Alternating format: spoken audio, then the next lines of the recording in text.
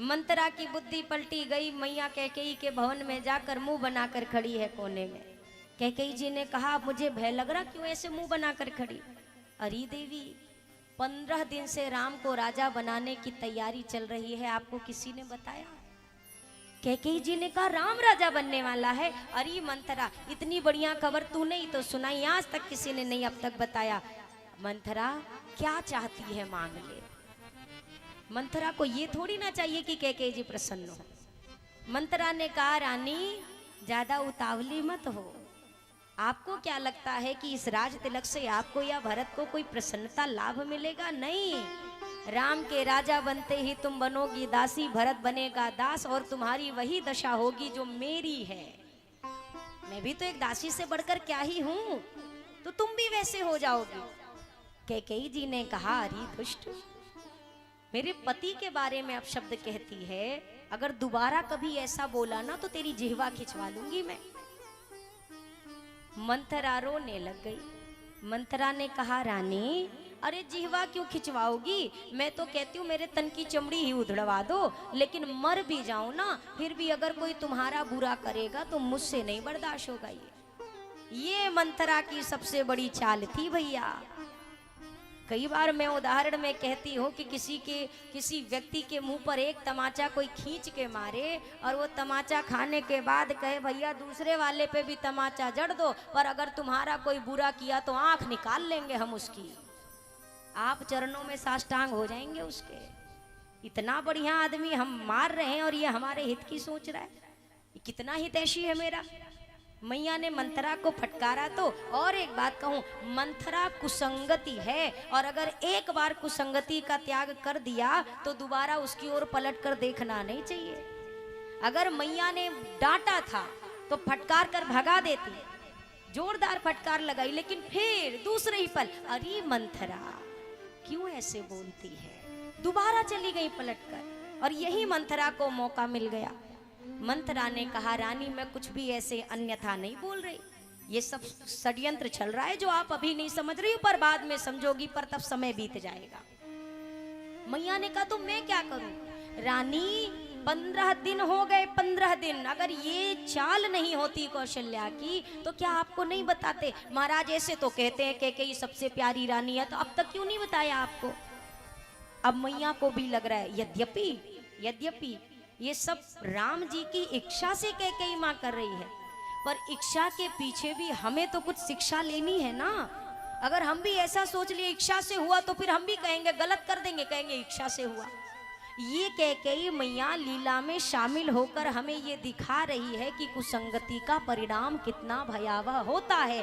जीवन से राम चले जाते हैं अगर कुसंगत आ जाए तो। मंथरा मैं क्या करूं? रानी करना क्या है? निर्णय लो। क्या निर्णय लो? पूरा दिन बीत गया, सिर्फ रात बची है, आज इस रात्रि भर में क्या ही हो सकता है? मंथरा ने कहा, अरे रात बाकी है, क्या नहीं हो सकता? भैया मंथरा ने पूरी रात भी नहीं बीतने दी है। अर्धरात्रि में ही होते होते सारे अपने षड्यंत्र को उसने पूर्ण कर लिया, महाराज को बुला लिया मैया कैकेयी के द्वारा, सारी चीजें हो गई। अगर ये मंथरा एक रात के भीतर अयोध्या की काया पलटने की क्षमता रखती है, तो क्या हम भजन करके पूरे जीवन भर में अपने जीवन की काया को नहीं बदल सकते? हमारे पास तो इतना लंबा जीवन का समय है। कुसंगति अगर एक रात में राम को अयोध्या से निकालने की क्षमता रखती है, तो क्या सत्संगति जीवन भर में राम को हृदय के अयोध्या में लाने की क्षमता नहीं रख सकती? हम लाना नहीं चाहते हैं। जितना कुसंगति को राम को भेजने में जितनी निष्ठा है, उतनी हमारी राम को अपने भीतर लाने में निष्ठा नहीं है। ये लग गई यत्न करके, कैसे उपाय करूं, क्या करूं? रानी दो वरदान, दुई वरदान भूप सनथाती, मांगहु आज जुड़ावहु छाती। मांग लो दो देवासुर संग्राम के समय के वरदान। क्या मांगू? एक में भरत की गद्दी, एक में राम का वनवास। याद रखना, जब तक राम की शपथ ना ले राजन, तब तक कुछ मांगना मत, ठीक है? पहुंची मैया कैकेयी कोप भवन में, महाराज आए, स्थिति देखी, रानी ये क्या हुआ? किसने तुम्हारा अपमान किया? क्रोध का परित्याग करो, जानती हो तुम्हारा राम राजा बनने वाला है। कुछ मांगना हो मांग लो, मैं बहुत प्रसन्न हूँ। मैया ने कहा मांगो मांगो कहने से नहीं होता, कभी कुछ दिया है आपने? पुराने वरदान तो दिए नहीं, नए वरदान की बात कर रहे हैं महाराज, कोई नया वर नहीं चाहिए। अच्छा, पुराने वरदान के लिए आप रुष्ट हो, जो मांगना चाहती हो मांग लो। मैया ने कहा मुझे नहीं यकीन आपकी बातों पर, राम की शपथ लीजिए। मंथरा ने सिखाकर भेजा है, राम की शपथ दिलाना।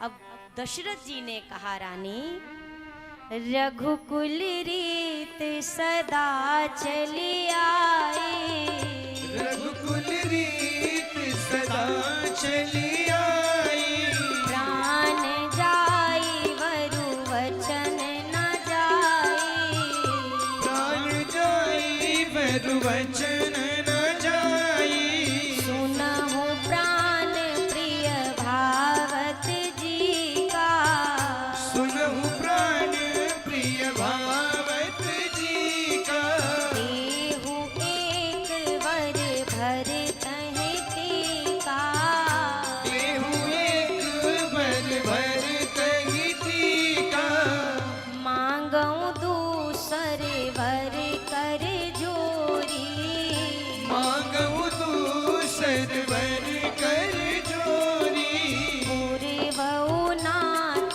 मनोरथ मोरी, पूर्वहु नाथ मनोरथ मोरी, तापस वेश विशेष उदासी, तापस वेश विशेष उदासी, 14 बरस राम वनवासी, 14 बरस राम वनवासी, 14 बरस राम वनवासी।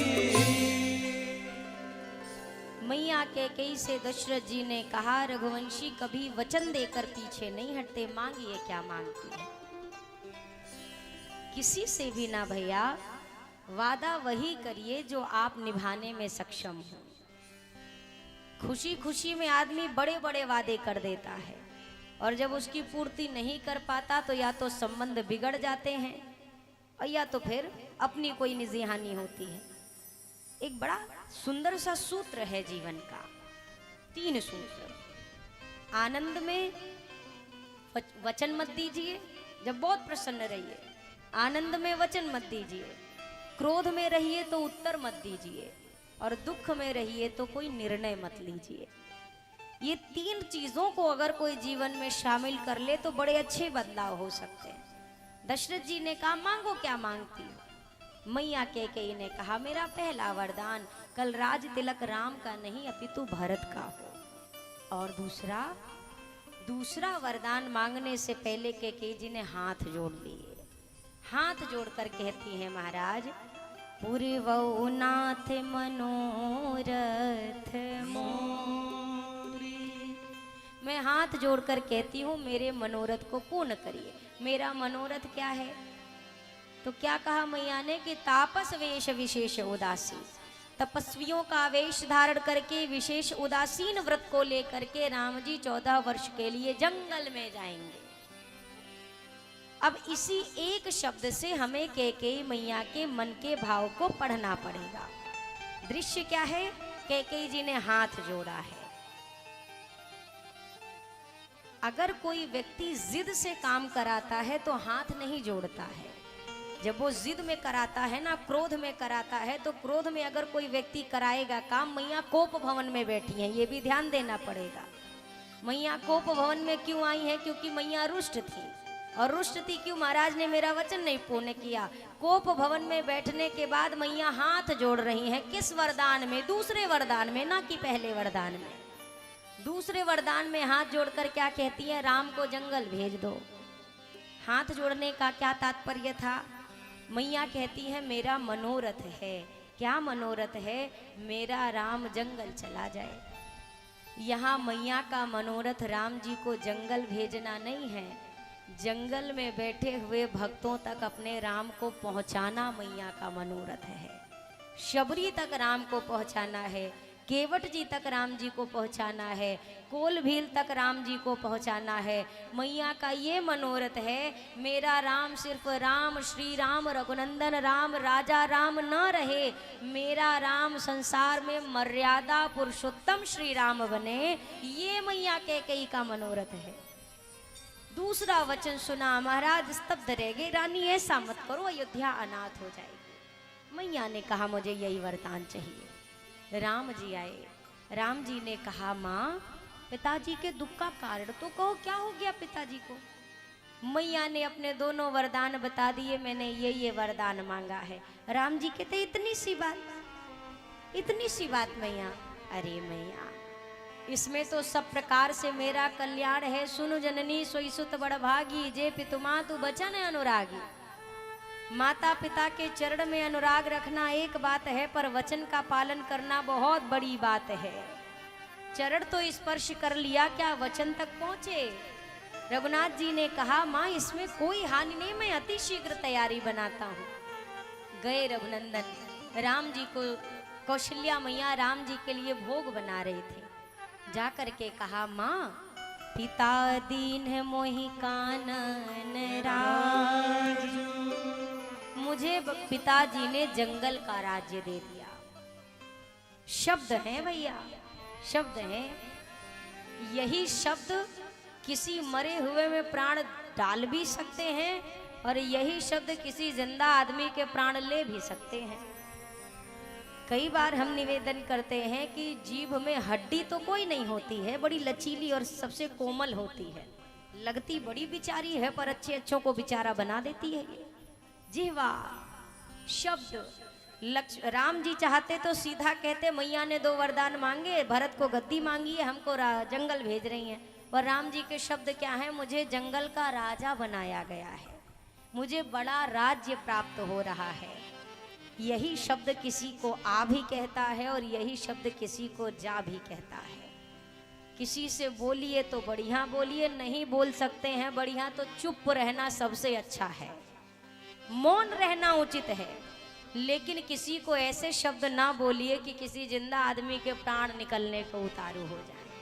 सत्य बोलना अच्छी बात है, पर कड़वा बोलना अच्छी बात नहीं होती। आदमी कहे सच तो कड़वा होता है, नहीं सच अमृत होता है। राम जी से बड़े सत्यवादी आप नहीं हैं। राम जी से बड़ा सत्यवादी संसार में कोई है क्या? कहिए, है कोई? राम जी ने किसको ऐसा क्या बोला जिसका हृदय फटा हो? जरा मुझे कोई एक उदाहरण दीजिए, कोई एक उदाहरण दीजिए जहां पर राम जी के शब्द से किसी के हृदय को ठेस पहुंची हो। आप कैसे कहते हैं कि सत्य आघात पहुंचाता है, सच तो कड़वा होता है? नहीं, सच अमृत होता है। हमारे बोलने का ढंग कड़वा होता है, हमारे बोलने के ढंग में कमी है, सच में कोई कमी नहीं है। सच खूब बोलिए, अच्छा बोलिए, बढ़िया बोलिए। श्री दशरथ जी महाराज ने, मेरे पिताजी ने मैया को वचन दिया था, और उस वचन की पूर्ति करने के लिए माँ मैं जंगल जाऊंगा। कौशल्या मैया, और कोई माँ होती तो क्या कहती, जरा विचार करिए, क्या कहती? और कोई मैया होती, अरे मेरे रहते हुए कैसे कैकेयी ने निर्णय ले लिया, पूरी सभा ने निर्णय लिया है कि आप राजा बनेंगे, तो कैकेयी अकेले कैसे आपको वनवास दे सकती है? मैं तुम्हारी माँ हूँ, मैं देखती हूँ कौन जंगल भेजता है आपको। भरत को राजा बनाना है बनाए, और आपको जंगल नहीं जाना। कोई और माँ होती तो यही कहती, पर कौशल्या जी कह रही हैं राघव, अगर तुम्हारी माँ ने भी कह दिया कि चले जाना है तो चले जाओ। और मेरी अब ये कामना, मेरा ये आशीर्वाद कि अगर जो पितुमातु कहो बन जाना, अगर माता पिता दोनों ने कहा है जंगल चले जाओ, तो अब अयोध्या ये नहीं रहेगी जहाँ पर अभी आप हैं, वो जंगल आपको अयोध्या के समान सुख प्रदान करे जहाँ आप जाने वाले हैं। ये मैया ने वरदान दिया। और तदुपरांत किशोरी जी सज्ज हो गई, लक्ष्मण जी भी तैयार हो गए, मैं भी चलूंगा। लक्ष्मण भैया जब सुमित्रा जी से आज्ञा लेने गए, तो सुमित्रा जी ने कहा मेरे पास क्यों आए? आज्ञा लेने आया हूं। अरे अपने माता पिता से आज्ञा लेते, मैं क्या आज्ञा दूंगी? सुमित्रा जी ने कहा फिर भी आए हो लक्ष्मण तो एक बात सुन लो, क्यों राम जी जंगल जा रहे? बोला मैया कैकेयी का वरदान है। मैया सुमित्रा ने कहा ना ना ना ना, कैकेयी का वरदान नहीं है, मैं बताती हूँ राम जी जंगल क्यों जा रहे हैं, क्यों जा रहे हैं मैया। तो अब सुमित्रा मैया ने क्या कहा, लक्ष्मण तुम्हारे भाग राम बन जाहि, दूसरे हेतु तात कछु नाहि। तुम्हारे कारण तुम्हारे भैया जंगल जा रहे, कांप उठे लक्ष्मण जी, मेरे कारण मेरे भैया जंगल जा रहे, मैंने ऐसा क्या अपराध कर दिया माँ, मेरी वजह से। सुमित्रा जी ने कहा तुम्हारी वजह से, मैं कैसे कारण बना मैया। सुमित्रा जी ने कहा लक्ष्मण तुम शेष के अवतार हो और तुम्हारे शीश पर ये पृथ्वी विराजमान है, पापियों के कारण पृथ्वी का भार बहुत बढ़ गया है, तो आपके सिर के भार को हल्का करने के लिए राम जी जंगल जा रहे हैं। आपके सिर के बोझ को कम करने के लिए राम जी जंगल जा रहे हैं। इसलिए मैंने कहा तीनों तो तैयार हुए, सारी अयोध्या निकल पड़ी, हम भी चलेंगे। जब राम नहीं तो हम क्या करेंगे। राम जी से अयोध्या है, इस अयोध्या से राम नहीं है। आप दिन किसको कहते हैं, दिन किसको कहते हैं, जिस समय सूर्योदय होता है वही तो दिन कहलाता है। अगर रात के 12 बजे सूर्य भगवान प्रकाश देने लगे तो वो रात को भी आप दिन कहेंगे, आप रात नहीं कहेंगे। उसी प्रकार जहां राम है वही अयोध्या है। अयोध्या से राम, ध्यान रखना होगा, अयोध्या पूरी राम से जीवित रहती है, राम से अयोध्या। तीनों चल पड़े, अयोध्या पीछे चल पड़ी। तमसा के तट पर सभी को सोता छोड़कर रघुनाथ जी श्रृंगवेरपुर पहुंच गए।